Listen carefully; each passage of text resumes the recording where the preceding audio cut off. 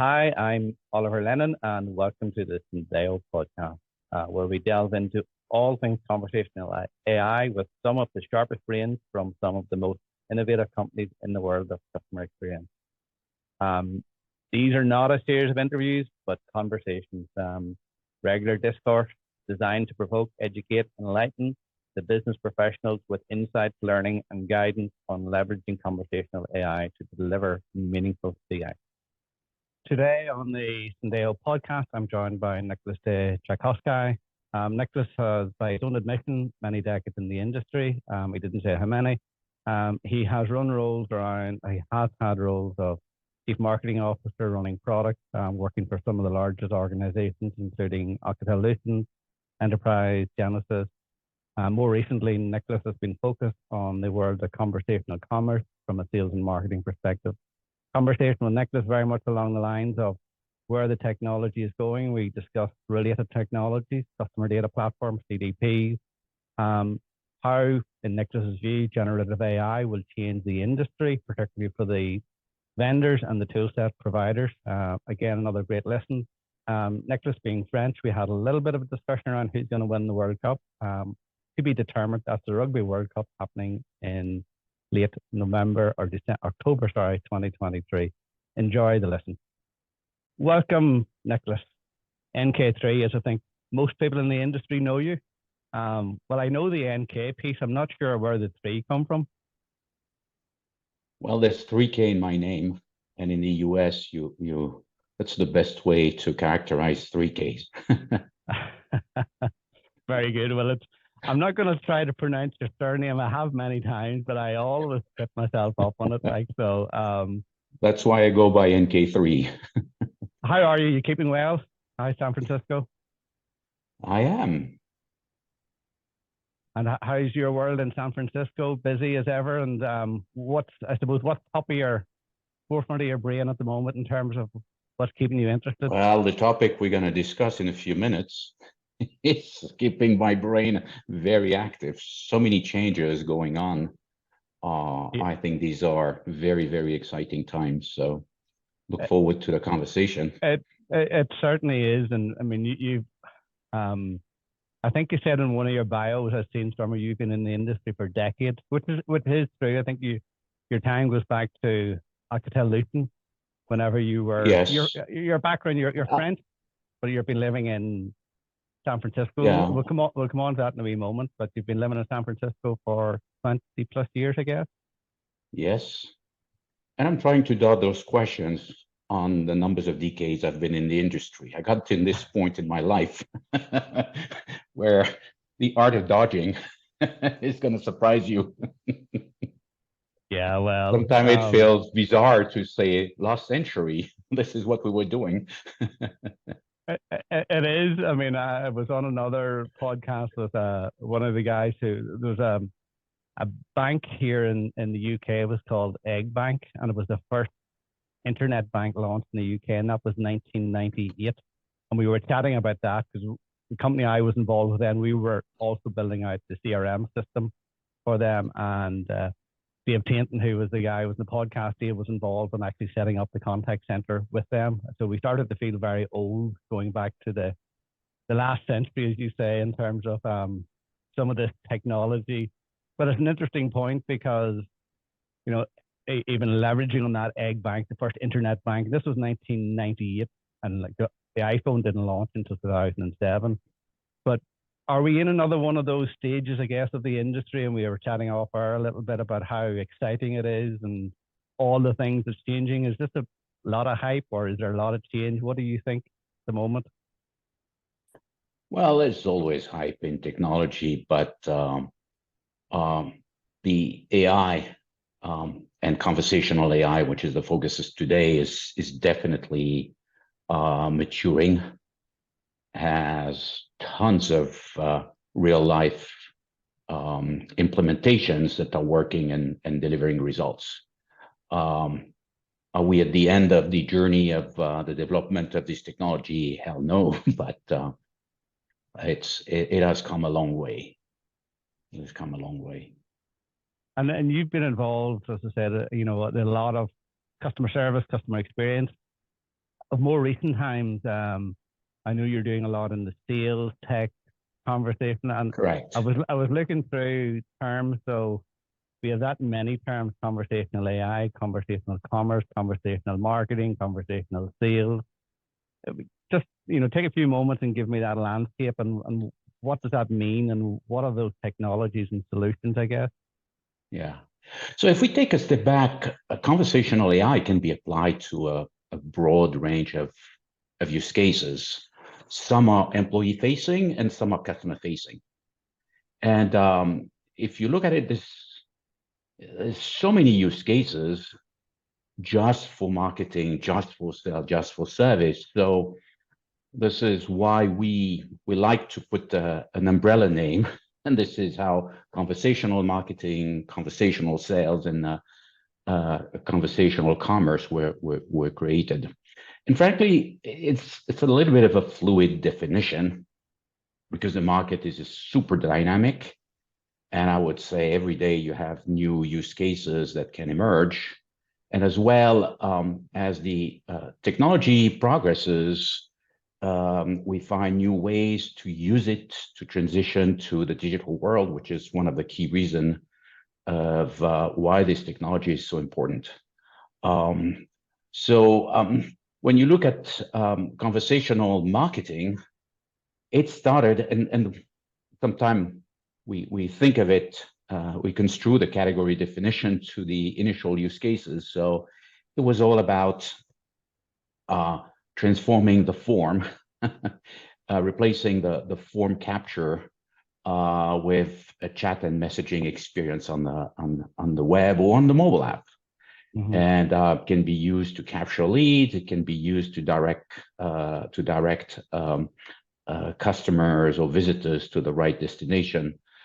Conversational sales was more about, and interesting because we call it conversational sales, but it really started as a way to warm up leads.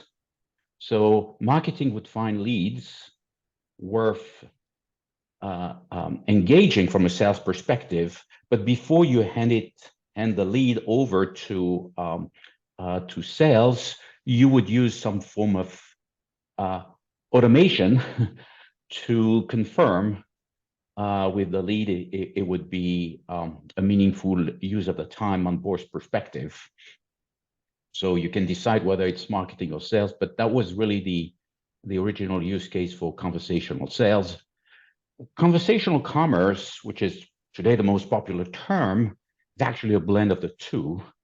And if you apply to both e-commerce and social commerce, which became huge after the pandemic, you bring all this together. And the big difference is with commerce, you don't just engage with the visitor, the prospect, the customer, but you also transact. And I think as we look at that, we should also mention that there are adjacencies. So for example, conversation intelligence that uses some of those techniques to actually listen to sales calls and make sense of the unstructured data for multiple purposes, ranging from coaching to predicting forecast to making forecast. And there's also real-time guidance and coaching where you listen and in real time you can provide hints on how the seller should behave, on how to coach, specific guidance, specific things that he or she might have forgotten. So side to the pure conversational AI market categories, you have the blossoming of other ones as well. And some of that sales marketing, I guess the front end capture piece, I mean, it's been around for quite a few years now. And going back, there was some discussion that this would replace form fills on websites, for example. But when you look at a lot of organizations, there's still quite a lot of that form filling activity going on. So it maybe hasn't. Why do you think it maybe hasn't taken a hold as much as we expected? And is that about to change, or is that even changing, do you think? Yeah, so I mean, all in all, it really, the latest wave started about 10 years ago. And I think most businesses continue to struggle striking the balance between pure automation and automation with human. So if you look at a small use case in isolation, such as instead of having a form, transforming this by a series of questions through a chatbot or a messaging, it does perfect, but in isolation, it won't be enough. So I think what you're noticing is really the consequence of point deployments.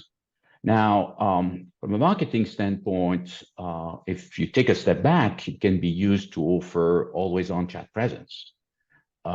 It's a way where simple questions can be used to direct prospects or buyers to a specific destination on the website. So there are multiple other use cases, but specific to marketing, by definition, marketing is a one-to-many.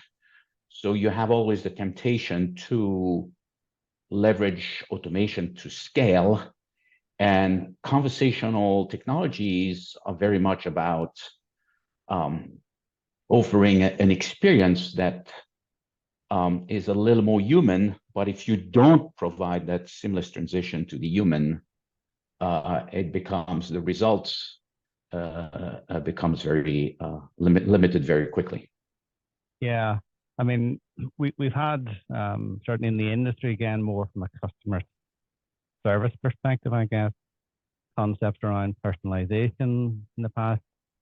Again, do you see that as sort of key?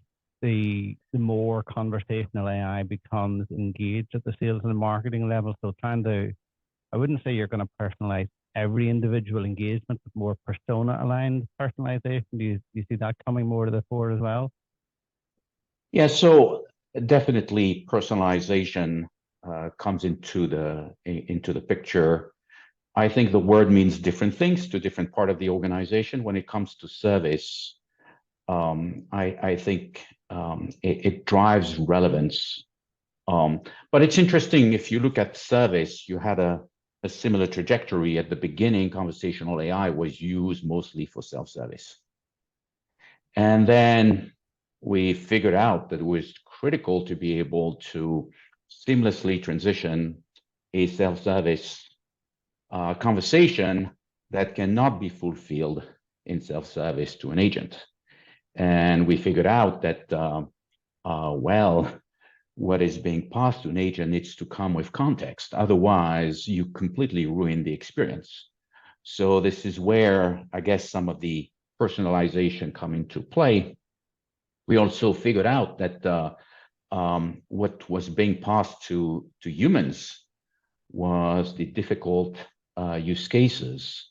And we started to actually leverage the technology not for customer facing, but for employee facing in the form of agent assist and other means. And now we're pushing the envelope. We look at how we can leverage the technology for after call work, automation, those type of things. So the trajectory is a little bit similar. We start leveraging the automation side. We find out that the nature of conversational technology is such that it needs to be completely blended with human assistance, and step by step, the two are coming together. Yeah, I mean, I think it was Genesys coined the term, who I know you're well familiar with, going back years, blended AI, and I was actually chatting to him around Savoy a few weeks ago, and I think they still use that term. But they also, the concept that he talked about was not AI replacing the agents, but agents with AI replacing agents, if that makes sense. So it's a combination of, from the employee perspective or agent perspective, how do you leverage and utilize AI to make them more efficient, better, and remove the dull aspects of the job. So I think that was his kind of take, which I think resonates with probably what you're saying as well. Yeah, there's obviously continued angst about what AI means to jobs and what people are doing. The equation is that as we transition to the digital world, as products become more and more complicated, the sheer volume of interaction is going through the roof. So there's in number a huge increase. Conversational AI and other technology help customers self-help themselves, self-serve themselves. There's all kind of automation that basically take care of a chunk of it. What remains are interaction more complicated that requires a human judgment. We were talking about sales. I mean, important buying decisions are not going to be made without speaking with a human. Sometimes it's just about confirming. Sometimes we need to talk with a human because there's so much emotion attached to the purchase decision. Yeah. So we tend to look at it, but if you take the concept of the customer journey, journeys are elongating multi-touches, and many of those segments are going to be self-helped, automated, and some segments that are very, very strategic are going to be handled by humans. So human in this model will need AI and other technology to be helped. And because the way human gets involved, the ability to stitch together the different segments and to pool all the relevant information to the associate who is taking care of the customer, the seller that is trying to educate the customer, inform a customer, whatever you want to call it, is really critically important. So the net of it is today, if you turn specifically to customer service organization, they're complaining because they are lacking resources. It's getting harder to find talents. It's harder to retain them. So there's a deficit of actually customer service agents in the industry. Yeah, and I do think, as you're saying there, leveraging AI on that side of things will help on the retention, because it should make, or the focus then should be on the agents, and rather than them being scripted, to use the best of their ability and their skills around engaging customers, whether that's selling or whether that's service.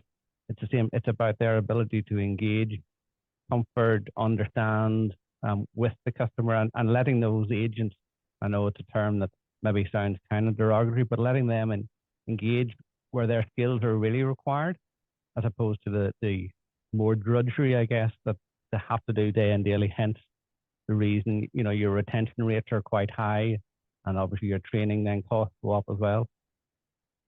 Yeah, so it's interesting to look at the big picture, not just service, where historically businesses had a propensity to view customer service interaction as transactional. But if you broaden to sales, right now there's a recognition that those conversations are critical to the customer experience, to the business goals, the engagement, you name it. So wave one was thinking about how can we help, and again the initial focus was very transactional.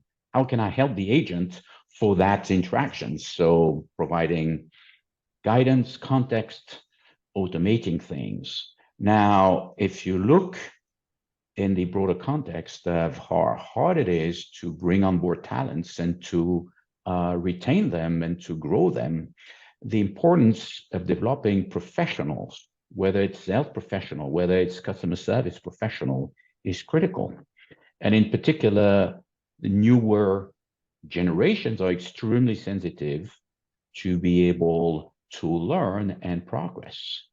So a use case that we touch a bit around real-time guidance, real-time coaching, with the conversation intelligence underpinning becomes very critical. And when you think about it, it's not just so much about helping you resolve a specific interaction, it's also helping you be a better professional, whether it's sales, whether it's service.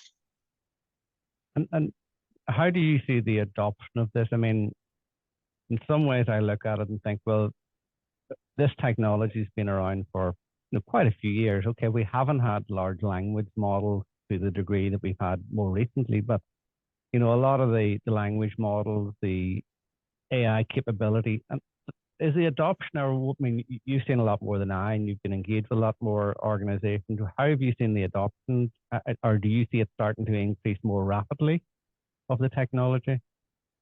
Yeah, there's definitely an increased adoption of those technologies, and they might not be deployed everywhere, but everybody has those technology at large. So agent assist, and we tend to shortcut things, actually can be provided multiple ways. It can be in the form of scripting, dynamic decision trees. It can be the assist. The agent assist is typically, I basically query a knowledge base to surface the most relevant pieces of knowledge to help the associate deal with whatever. You have guidance where for example, let's take the example of compliance. You know that if you're selling a financial product, you have to say a few things. So you can use the technology to track the conversation and put a little reminder.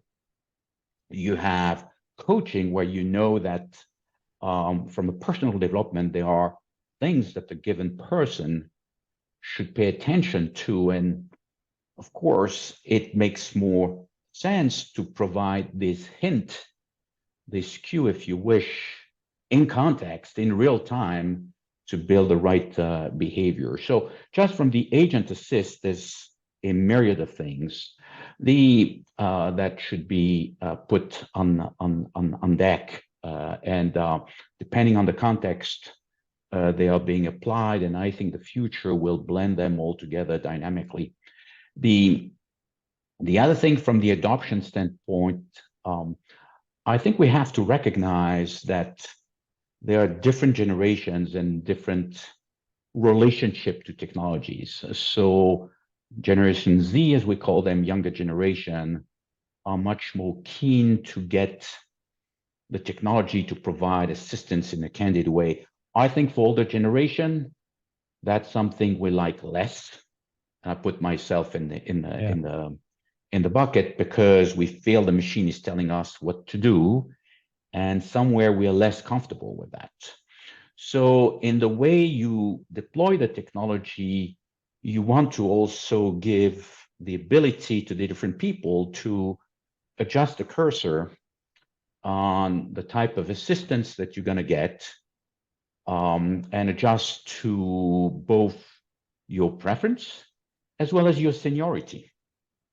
So I think the future of assistance will be able to actually, instead of I've got a hammer, everything looks like a nail, it will blend different types of techniques to help support the associate, and it will let the associate turn the dials and adjust how this those hints, those cues, this assistance is being provided.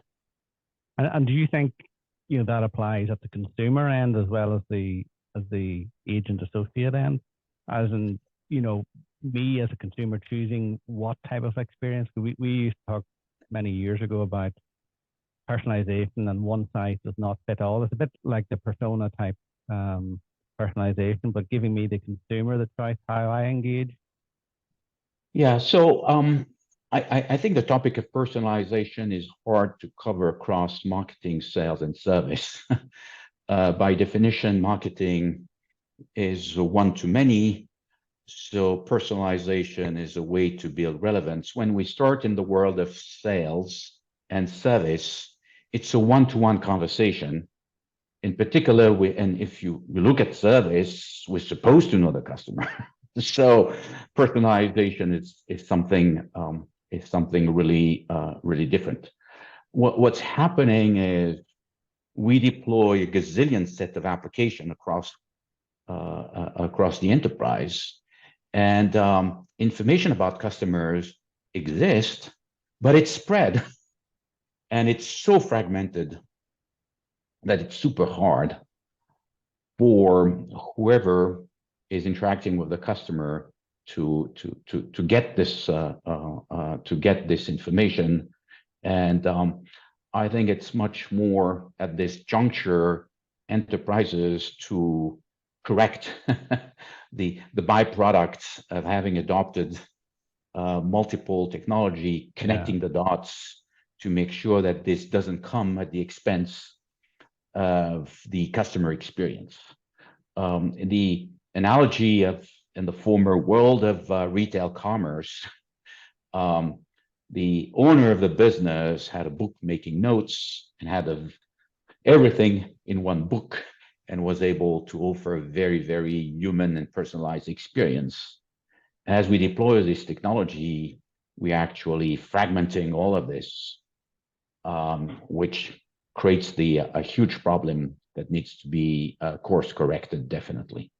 Yeah, and as you said, there's a whole range of technologies there as well, which we'll not go into, from customer platforms to CDPs. I think one of the terms I see floating around. I mean, they're all trying to do similar things, I guess, is join disparate points together for that customer journey that might last for minutes or maybe last for months. Yeah.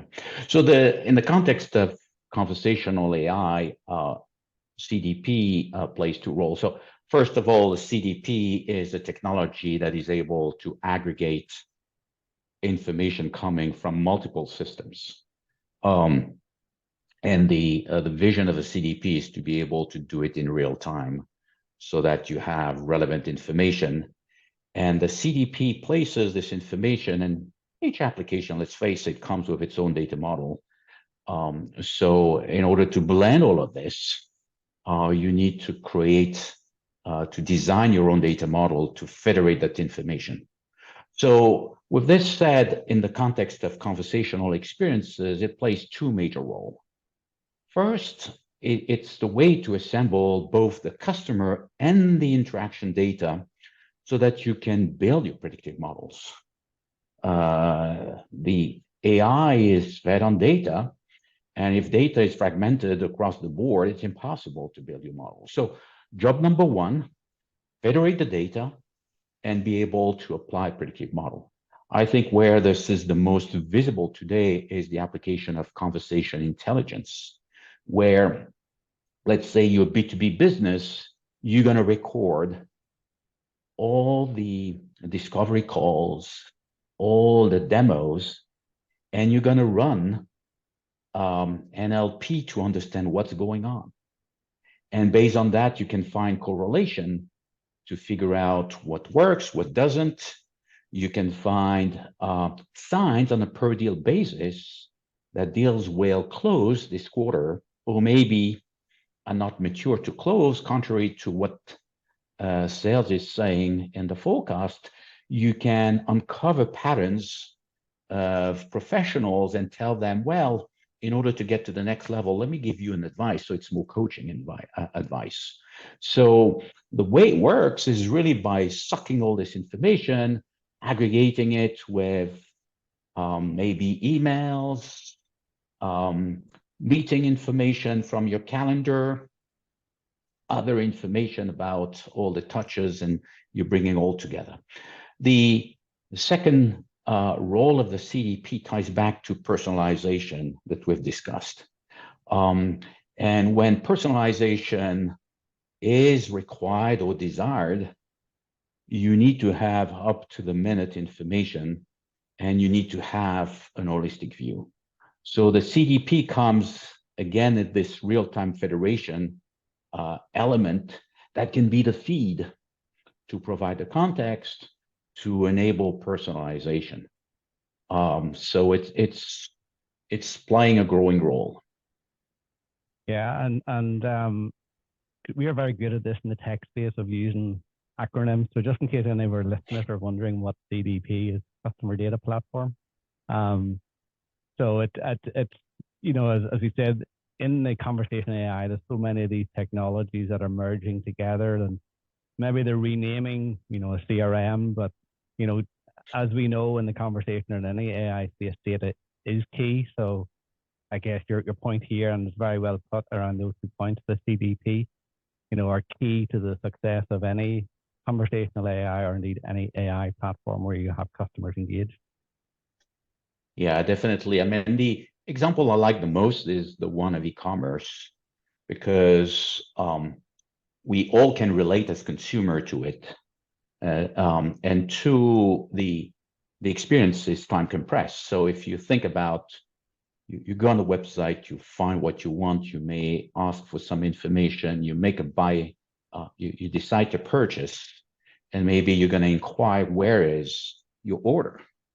Most companies use 5, 6, sometimes 10 different shippers. The information about where your order is in the shipper system.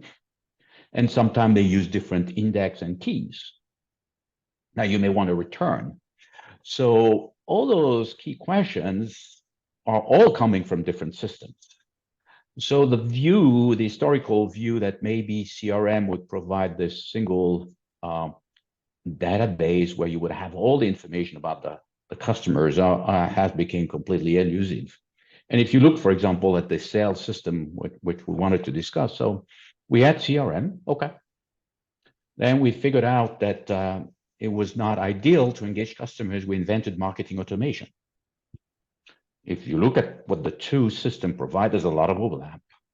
Did we replace one with the other over time? No. The two are now existing at most customers. And then we say we need to take care of customers after the sales. So we invented customer success management. And customer success management, with a lot of overlap, so of course it can synchronize back and forth with the CRM, but there's some unique data into it. Has been growing and is now a new system of record. And we said, well, we need to better track the experience across all systems. And we invented voice of the customer, customer experience management, there's all kind of words. So all those systems keep on being stacked and they are synchronized between each other, but the synchronization goes so far. And I've seen definitely in the last couple of years, businesses kind of taking a more pragmatic approach and not expecting that the CRM is going like by magic to be the consolidator of all information. It's just one of multiple systems. Yeah. And we're finding ways to bring this information together for specific motions. Yeah, and I mean, you do a great job. So any of our listeners, follow Nicolas on LinkedIn, because you do consistently. I think maybe every few months you publish your customer interaction management landscape, and yeah, it is a bit of an eye burn, Nicolas, I have to say. I know. So yeah. But it's a brilliant summary, definitely is, of the landscape and the tech. Yeah. Yeah, and it's interesting to talk 2 minutes about the history, and there's actually 2 versions of it, and I'll talk to the eye burn effect of it. So I think it was roughly around 2016 and 2018. So if you take a step back, the contact center has been for several decades a little island sitting at the crossroad of several markets. Very complex, with to some extent a high barrier of entry, but it came with the fact that it was a bit isolated, limiting its impact. And in 16, 18, I definitely saw big changes happening. And it became very clear to me that the historical, somewhat narrow definition that we have of the call of the contact center was not sustainable to address the CX mandates imperative that many, if not all, enterprises or businesses were having. And the second thing, I was seeing a lot of innovation coming from adjacencies. Because let's face it, the contact center is very demanding. It's highly measured. There's a lot of operation constraints being put on practitioners, and sometimes it goes against innovation and trying new things. So the innovation was coming from adjacencies. So I decided to build a market landscape to look at the big picture. And there's two products. The first is what I call the blueprint, which is a functional decomposition. And then what I try to do is to map the players, because it's a way for me to look at the innovation and trends. And it leads to this, what I call the logo wall, where you see all the players by category that you're calling the eye burner. The reality is people are very attracted by the logo wall, the Tour de France jersey. Of course. But I see personally more value in the blueprint, and that's how I look at the market. It provides a lens to see how new players are coming and try to break some of the boundaries that previously existed, tying the piece together, trying to come with a new solution to new problems and all that stuff. So it's really actually the blueprint that I use as my lenses to look in the market. But and I'm about to release the new version in the coming weeks. Good. I'll certainly be keeping an eye out for it. And I'll not go for the eye burn chart. I'll stick with the blueprint. But no, I think you're right. It is a minefield. I mean, our space has always been, I guess, but more so recently in the last couple of years with the advances in some of the technology. And as you say, some of it is really innovative, new companies doing innovative stuff. Some of it is slightly older companies repositioning themselves to be innovative when maybe it's not quite that innovative. But certainly trying to, and like you, I've been in this space for quite a number of years. So sometimes I even find it difficult to understand the lay of the land and navigate around it because it is changing so quickly. So I do often think, how do customers who are looking to procure or implement these solutions, how the hell do you understand even where to start in some of this, Yeah. No, definitely. And actually, I've done a couple of projects which I really are projects that I love with actually enterprises. And they bring me to kind of take a step back, because usually you look at the future based on what you have deployed. So if you have a call center, you think in terms of replacing one-to-one.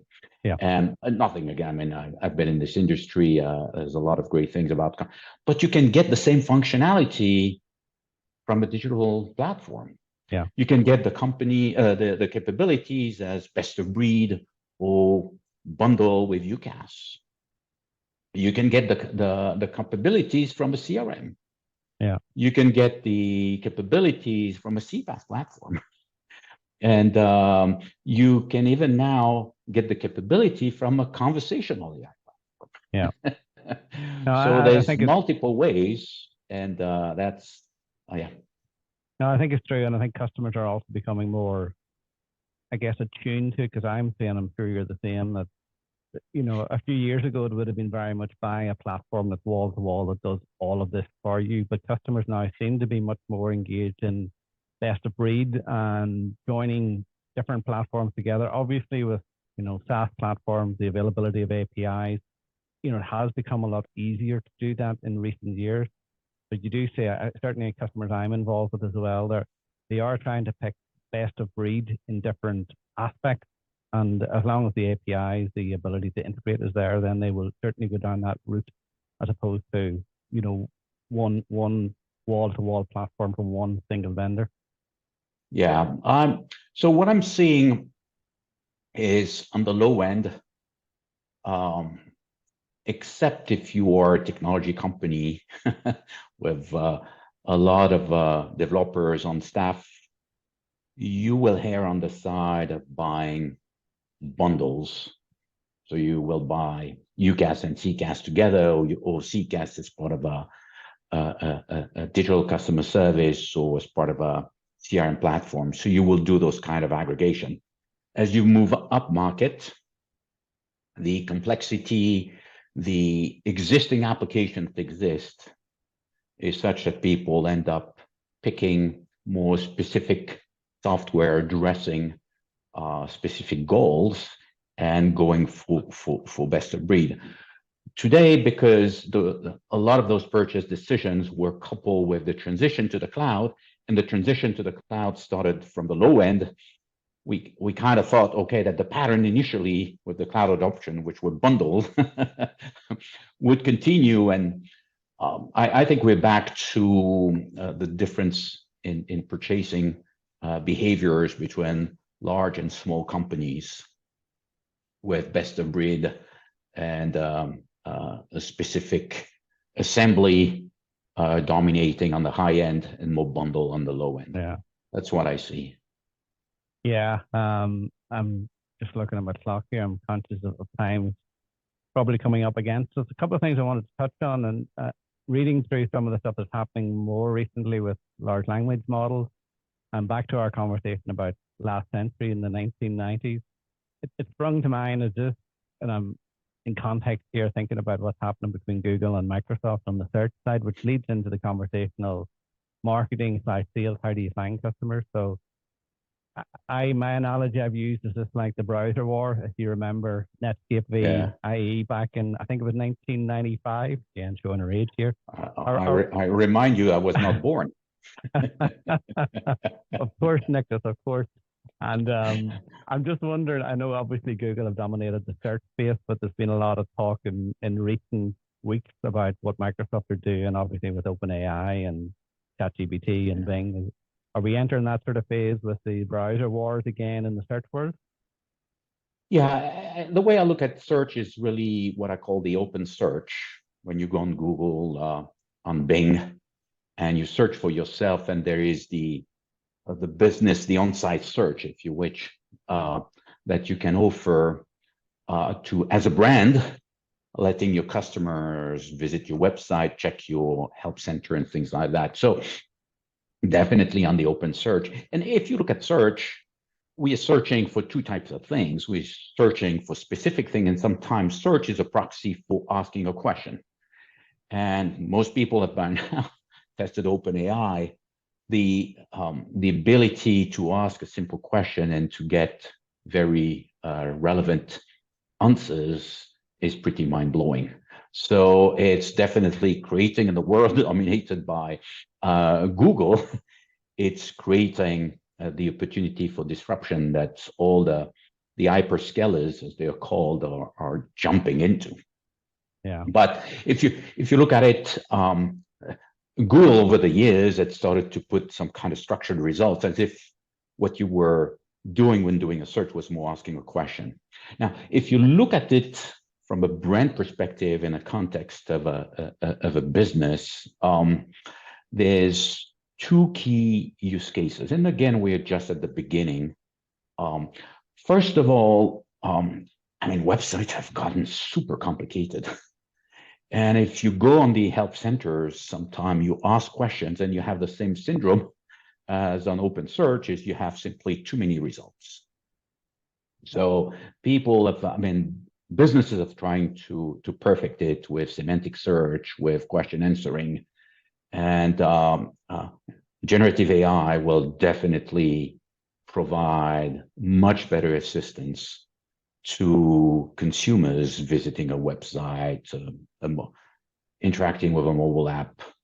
So that's something that is going to basically dust off solutions that were put on the sites for now. The other thing, which is probably the most exciting for me now in the field of conversational AI, someone used the term, sometimes the dirty little secret of conversational AI, there's a lot of training involved. Yep. To actually configure, set up the system. And this is taking a lot of cycles. It's sometimes a little bit difficult. So you have a topic, you have to tell the machine the multiple ways this question can be asked. And what we find is that generative AI can actually completely transform the way we configure and train conversational AI applications. Yeah. And I actually think short term, it is going to be the the biggest disruption in the space, completely transforming how you deploy this technology. And if you look at it today, you have three types of solutions. You have what I call toolkit. Typically from the hyperscaler, you have a great technologies, but a lot of building blocks that needs to be assembled together. You have on the other side of the spectrum, you have package applications. So you can have an e-commerce solution that come pre-trained to respond to question, where is my order? And how can I return the product? Those type of things. In the middle, what we've seen a lot of action is a kind of what I call tool set. These are still platform, but the tooling environment that comes with the technology is much more advanced. Yeah. And I think this middle category with generative AI is going to be completely changed. And it's going to be very interesting to see in a couple of quarters how things come together. Yeah, I know. I agree. I think that, the adoption of that within, as you said, tooling environment, it opens up a whole series of other questions that we won't have time to go into today, such as AI, training AI, inbuilt biases, and what does that mean? But I think you're right. That's where, you'll see immediate, in the next, as you say, few quarters, advantage has been taken of generative AI and some of the large language models that are coming to the market. I am conscious we are running up against a lot of time, but I can't let you go, Nicolas. Being French, and I'm Irish, of course, and we follow an oval ball. And for our US listeners, that's not the Super Bowl where was the Kansas City Chiefs won it a couple of weeks back. The Rugby World Cup's coming up. So Ireland, I'm delighted to say, are number 1 seed, and France are number 2 seed. I'm sorry to disappoint you, Nicolas, but what's going to happen? So let me make a prediction, because it's all about AI. For American listeners in Europe, we have every year a rugby tournament called the Six Nations, and it's taking place during the winter. So happening as we speak.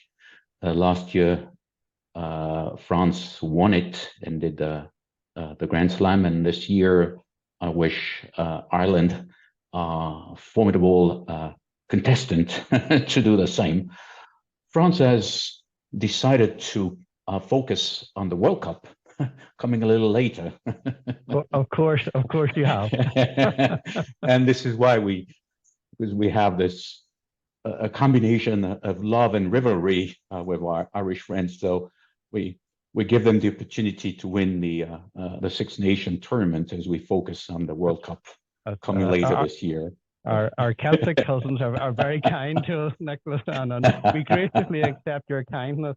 I think the World Cup finished, I think the 20th of October or something around that. So I will be pinging you a message. I think if things go to plan, the possibility that France and Ireland would meet at a semi-final stage. So you will open a beer, no doubt, on the West Coast on that Saturday evening, or it'll probably be early Saturday morning for you. We'll toast each other, be it green or allez le bleu, as they say in France. Yeah. Nicolas, thank you. It's been great catching up with you. I really appreciate your time. It's been too long. It's been a few years since the last spoke. I certainly will, perhaps later on this year, maybe around the World Cup time, we will catch up again. We'll maybe do a rerun of this, maybe look at what has changed in 6 months in this whole space. I'm not talking about rugby, I'm talking about the tech space, because I'm sure we will be significantly different or moved on from where we are today. So I'll reach out, no doubt. Yeah, I enjoyed very much the conversation. Great reconnecting, and it was fun. And I really love those discussion because, yes, I try to respond to some questions, but actually it makes me think and reflect and look at this fast-changing market differently. So thanks for having me. Nicolas, thank you very much. And we'll see you soon. Take care.